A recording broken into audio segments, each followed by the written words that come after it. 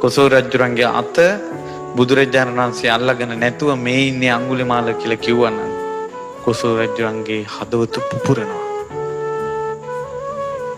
එච්චර ඒ නම තේජසයි.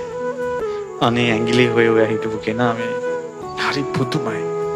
ඊට පස්සේ අඟුලිමාලයන් වහන්සේ දෙමොන පිණ්ඩපාතේ වඩිනවා. ඊට පස්සේ ගිංගෙට පිණ්ඩපාතේ වඩිනකොට පින්වත්නි මිනිස්සු බය වෙලා දුවනවා.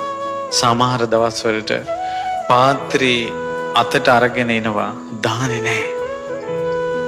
බෙදන්න කවුරුත් නැහැ.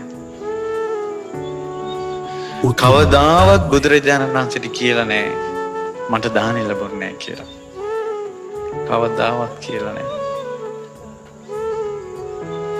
ඊළඟට වෙන පැත්තකට ගහන ගල් පාත්‍රයට ඇවිල්ලා වදිනවා. පාත්‍රේ කැඩෙනවා. සිවුර ඉරෙනවා. ඔළුව පැලෙනවා.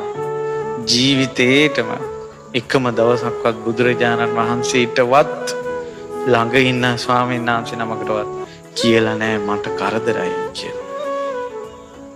කවදාවත් තමන්ගේ දුක කියලා නෑ. ඒ වුණාට තමන්ගේ දුක ඉවසපු මුනිවරයා අම්මා කෙනෙක් අඬනකොට ගිහිල්ලා කිව්වද නැද්ද?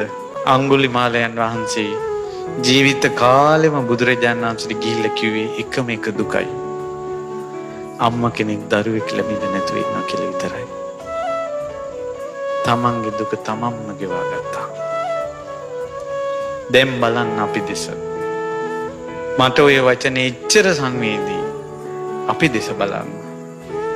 අපේ ජීවිතේ වැඩි හරියක්ම තියෙන්නේ අපේ දුක් කියනවා.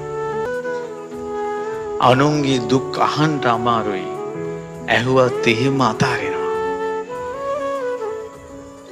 තමන්ගේ දුක ඉවසාගෙන අන් අයගේ දුකට සැනසෙල්ලක් දෙන්න කැමති කෙනෙක් ඉන්නවා නම් සරණ යා යුතුයි අඟුලිමාලයන්